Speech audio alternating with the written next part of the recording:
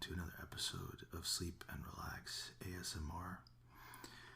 Today we're going to be reading a Russian folktale called The Sea King's Daughter. This is courtesy of a website. It's called aaronshep.com. I'll make sure to include a link to the story. Now, of course, as always, I find a story that I think is nice. I don't actually know if it's a well-known legend or folktale or not, but anyway, it looked like a nice story. So, without further ado, let's read The Sea King's Daughter.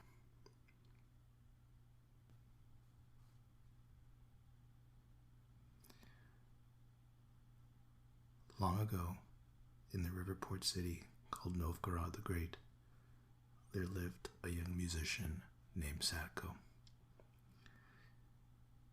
Every day, a rich merchant or noble would send a messenger to Sadko's door, calling him to play at a feast. Sadko would grab his 12-string gusli and rush to the banquet hall. There, he would pluck the strings of its instrument till all the guests were dancing.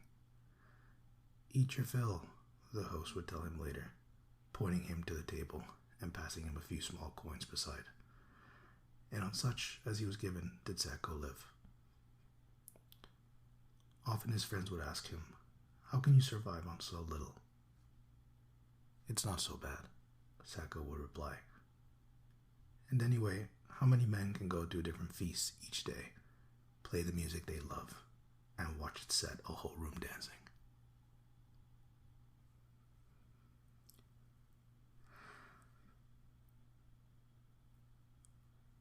Sadko was proud of his city, the richest and most free in all of Russia. He would walk through busy market square, lined with merchants in their stalls and teeming with traders from many lands. He never crossed the square without hearing tongues of far-off places, from Italy to Norway to Persia. Down at the piers, he would see the sailing ships with their cargoes of lumber, grain, hides, pottery, spices, and precious metals.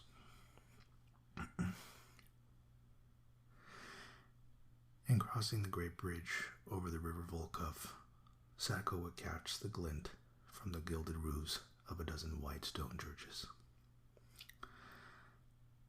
Is there another city such as Novgorod in all the world? It's Novgorod, he would say. Is there any better place to be?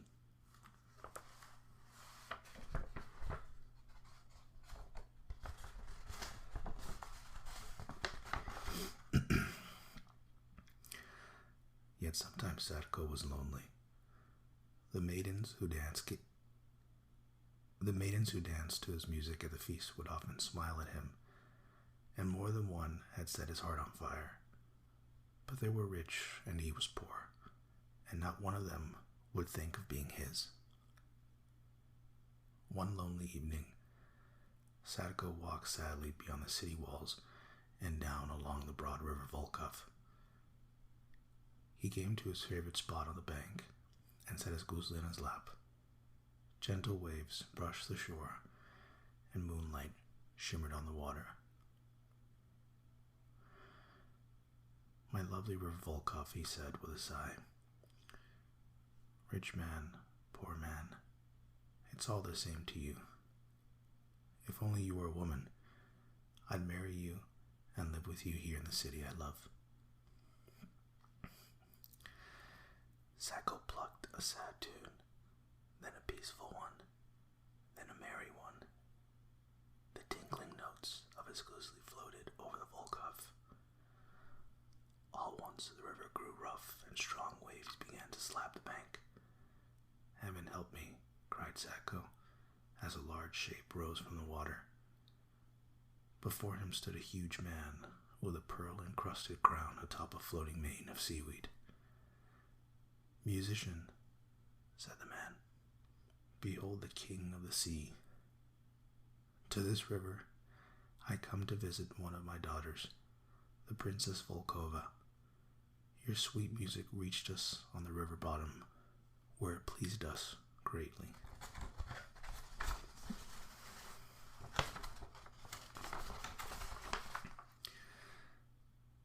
Thank you, Your Majesty, stammered Sadko. Soon I will return to my own palace, said the king.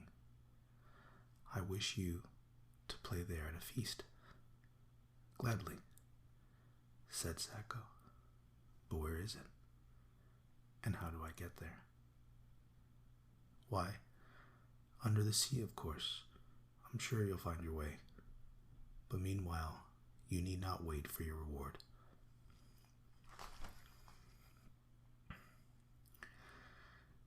Something large jumped from the river and flopped at Sadko's feet. A fish with golden scales. As Sadko watched in amazement, it stiffened and turned to solid gold. Your Majesty, you are too generous. Say no more about it, said the king. Music is worth far more than gold. If the world were fair, you'd have your fill of riches. And with a splash, he sank in the river and was gone.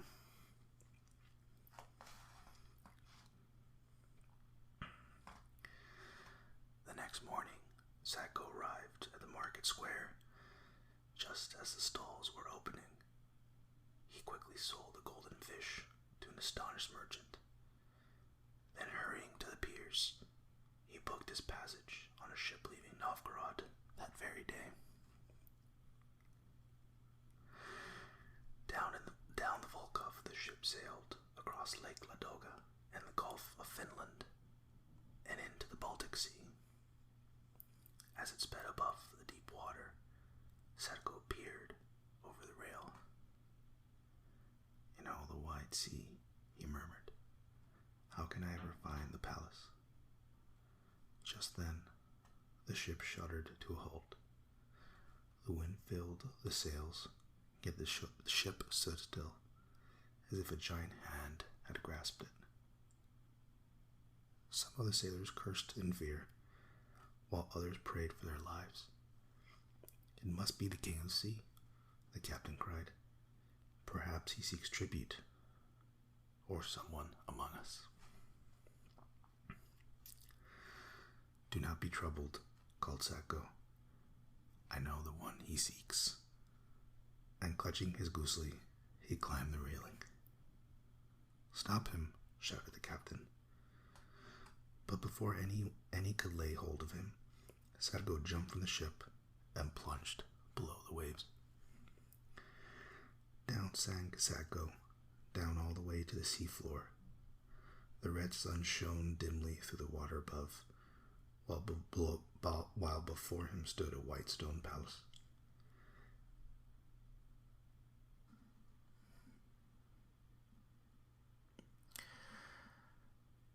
Sadko passed through a coral gate. As he reached the huge palace doors, they swung open to reveal a giant hall. The elegant room was filled with guests and royal attendants, herring and sprats, cod and flounder, gobbies and sticklebacks, sand eels and sea scorpions, crabs and lobsters, starfish and squid, sea turtles and giant sturgeon.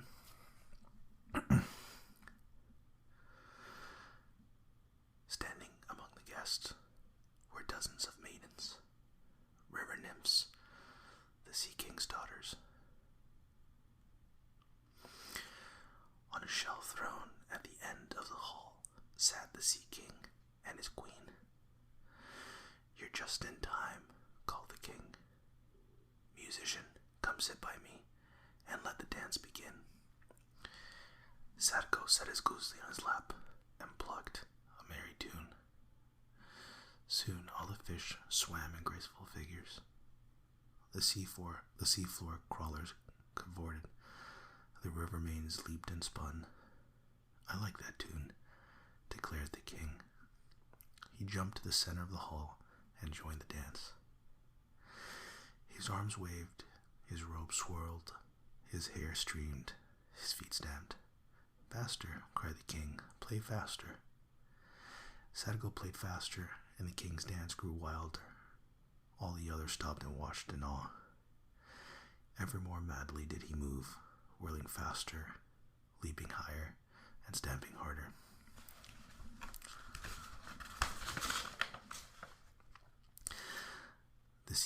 The sea queen whispered urgently, "Musician, end your tune.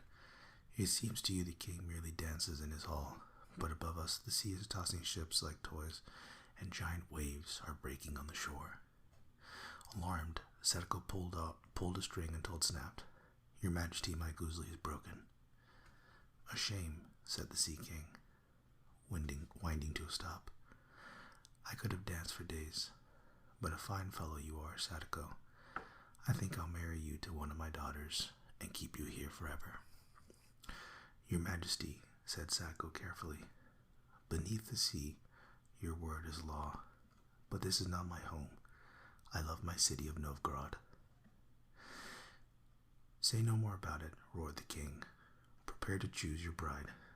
Daughters, come forth." The river maidens passed in parade before Sadako. Each was more lovely than the one before. But Sadako's heart was heavy, and he barely looked at them. "What's wrong, musician?" the king said merrily. "Too hard to choose? Then I'll wed you to the one who fancies you. Behold the Princess Volkova." The princess stepped forward. Her green eyes were sparkling, and a soft smile graced her lips. She whispered to him, "Dear Sadako, at last we can be together. For years I have thrilled to the music you've played on the shore."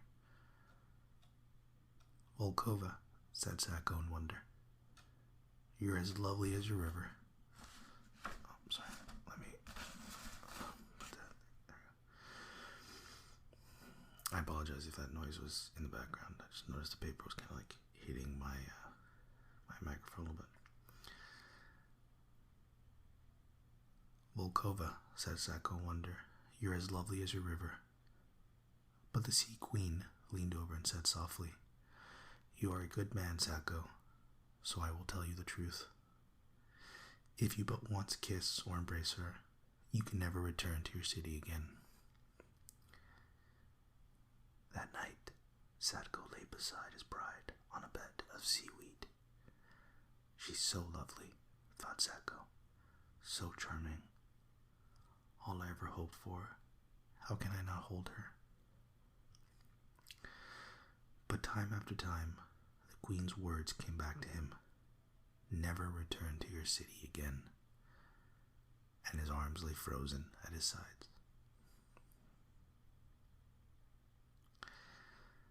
"Dearest," said the princess to Sadako, "why do you not embrace me?" "It is the custom of my city," Sadako stammered.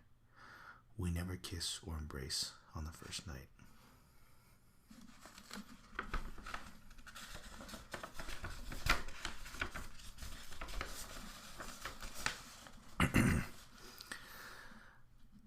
"Then I fear you never will," she said sadly, and turned away. When Sadako woke in the morning, he felt sunlight on his face.